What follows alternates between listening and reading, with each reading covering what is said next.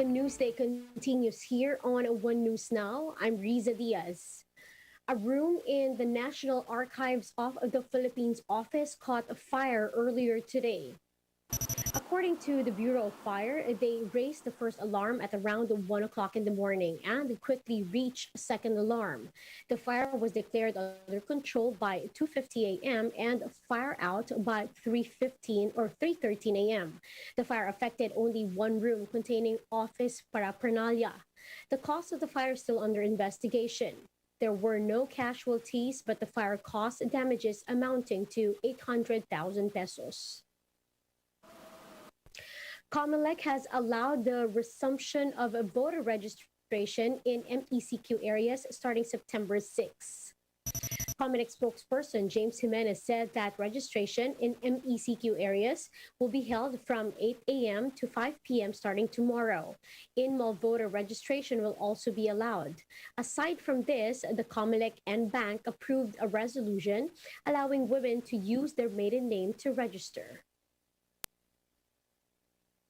Resort owners in Batangas are appealing to the government to allow them to welcome visitors coming from NCR Plus areas. Laila Panghalinan with a story. The president of the Resort Owners Association in Mabini, Batangas, got the chance to talk to the IATF and tourism officials regarding their plea to allow resorts in the area to reopen. Resort owners said they want to welcome travelers from the NCR Plus area while strictly implementing health and safety protocols.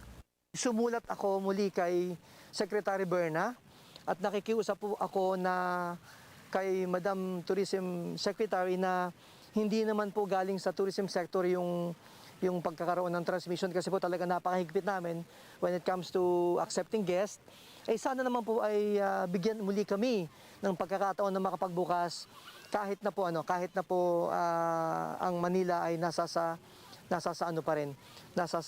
MGCQ. Hindi naman talaga nanggagaling sa turismo ang mga transmission ng disease dahil po talaga kami napakaingat dito sa Mabini, Batangas. Residents in Batangas and those from GCQ areas are only allowed to stay in the resorts in Mabini.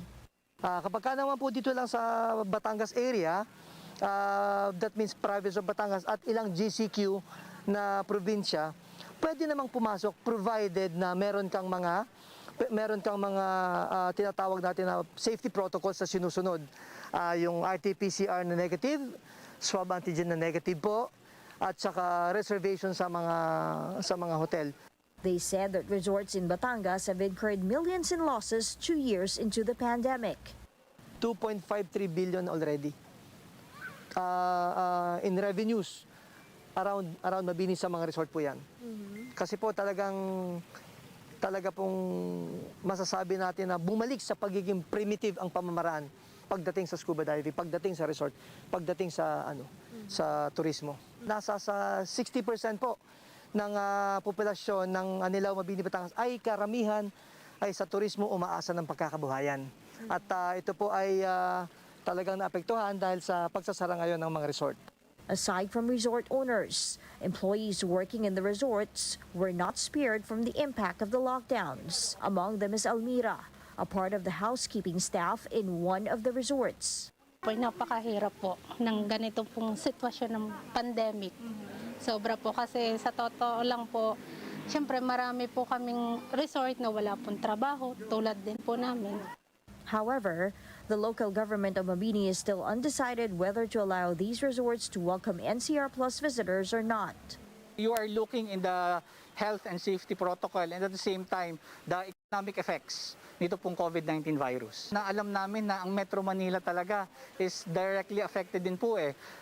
Nangangamba po kami sa pagkakataong ito na baka yung mga visitors coming from the NCR, sila yung maging carrier ng virus dito po, hindi lang sa aming bayan, kundi sa buong probinsya ng Batangas.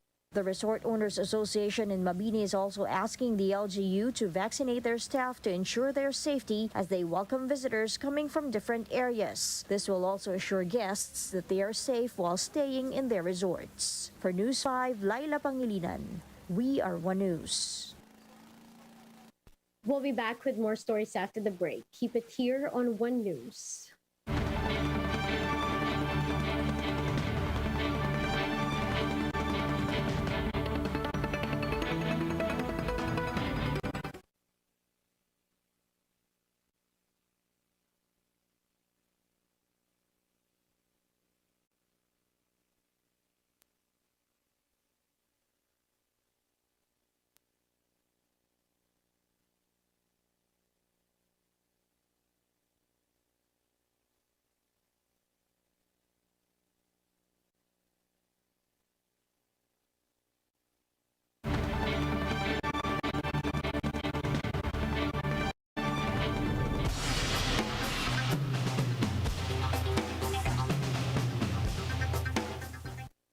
You're still watching One News Now. I'm Riza Diaz.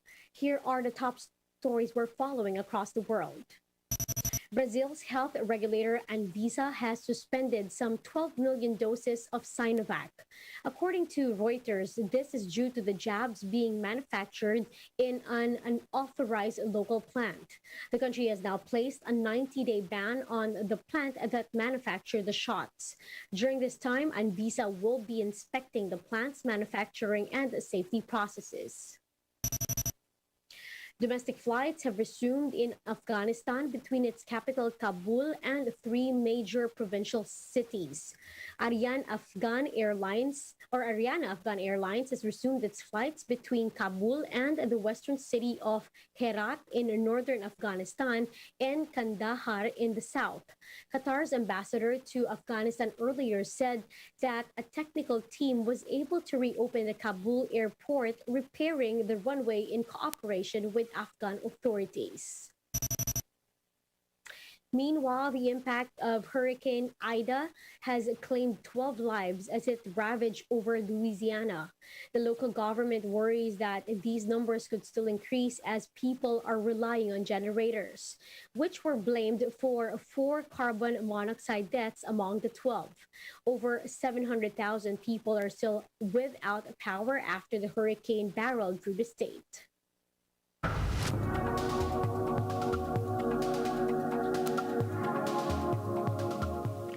For 18 months since the pandemic started, international students have been stuck in COVID-19 limbo, making it harder for them to start their studies abroad.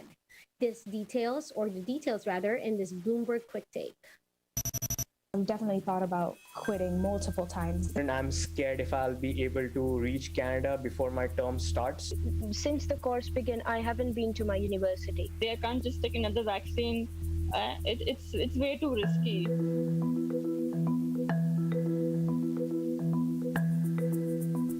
After 18 months of the COVID-19 pandemic, students around the world are facing yet another year impacted by the coronavirus. From vaccination rules to travel bans, it's never been harder for millions of international students. India exports over 575,000 students overseas each year, according to the Institute of International Education. But many Indian students have faced difficulties reaching their colleges overseas. I, as a student, I'm scared if I'll be able to reach Canada before my term starts. And if I'll be able to reach there before my quarantine, because I've booked hotels and they are quite expensive and they don't change it without a fees. Students have to live in fear until their very day of travel. Across Europe, many countries now require COVID passports to enter restaurants, bars, and even some public transport. For students vaccinated overseas with shots not yet recognized in Europe, such as India's Covaxin, they are in limbo, as they face a choice of getting revaccinated with a new vaccine, something not recommended by healthcare professionals, or further restrictions on their lives. People are saying that I can get Pfizer if I do not have sufficient antibodies.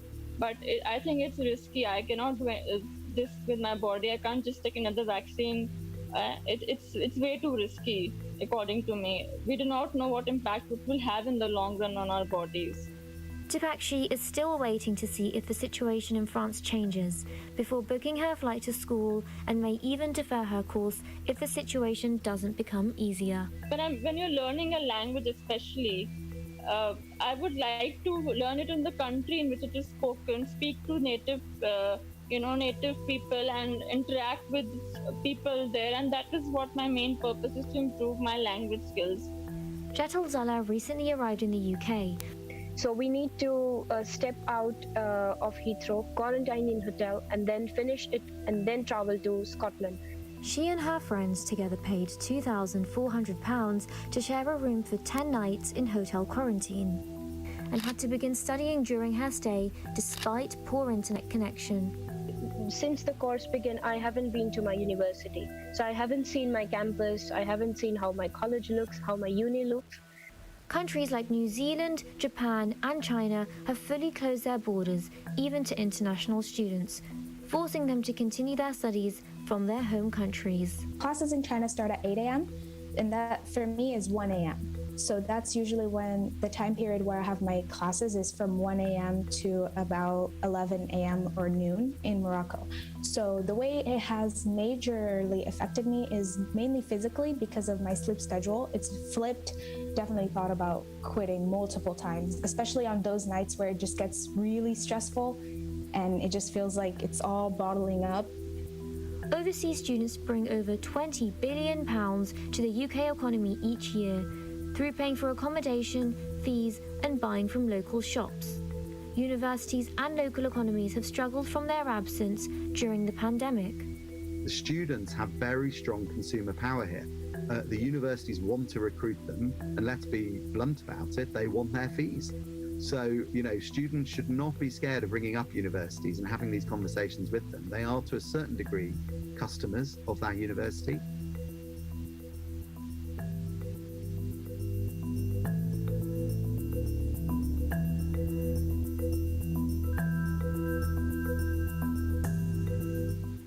Let's now take a quick look at today's other top stories.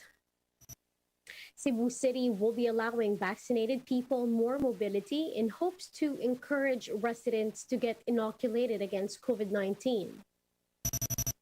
U.S. health experts are not alarmed by the newly detected new coronavirus variant despite reports of its ability to evade vaccines. And Pinoy chessers keep the second spot at the 2021 FIDE Online Olympiad.